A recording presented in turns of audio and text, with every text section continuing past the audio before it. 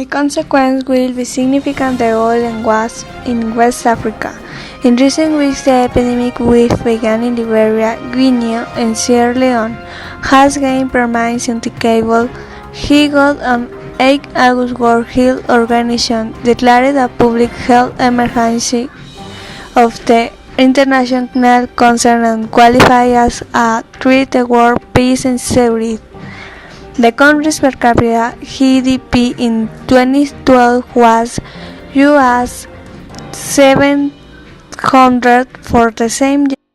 Member of the Mondial Organization organized the EBOLA epidemic affected Liberia and Sierra Leone, and after people and 214 died.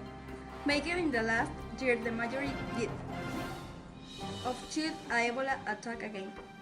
This is the South Beach News, and we are going to present a special building about Ebola and the social consequences.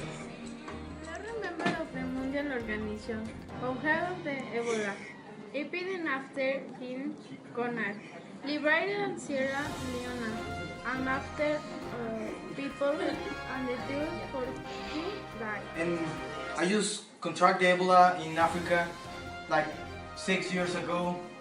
You know I'm going to die because I just go to Africa in a trip and the Bijak people just infect me with the blood. So I have the Ebola and my doctor say that I'm going to die in maybe 1 week or 2. I have no time, the Ebola is eating myself. And there's no cure for Ebola. If you don't go to medic faster, you're going to die. That's all.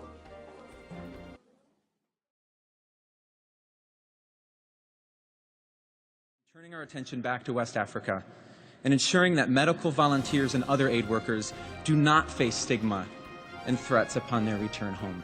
Spencer has been a case study in the public's reaction to Ebola. His travel on the subway and trip to a bowling alley helped lead New York and New Jersey to establish a quarantine policy for healthcare workers returning from West Africa. 16 states now have some form of a quarantine.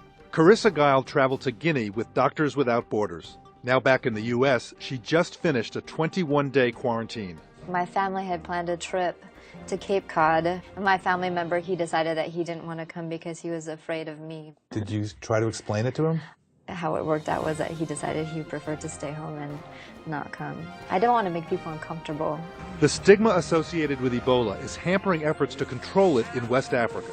Public health worker Lena Moses says it has led to a drop in local workers. If you're getting ostracized in your communities, if your family is terrified that you're doing this, you're not getting paid for it, then there's little incentive to actually do what is necessary to stop this outbreak. A new American-built healthcare center opened over the weekend in Monrovia, Liberia. Facilities like this create a greater demand for workers. The United Nations estimates about 5,000 more workers are needed. As for Moses, she's already back in Sierra Leone. I think the people that are responding to this Ebola outbreak, particularly the local staffs, are heroes. And they should be applauded as they walk down the streets instead of shunned.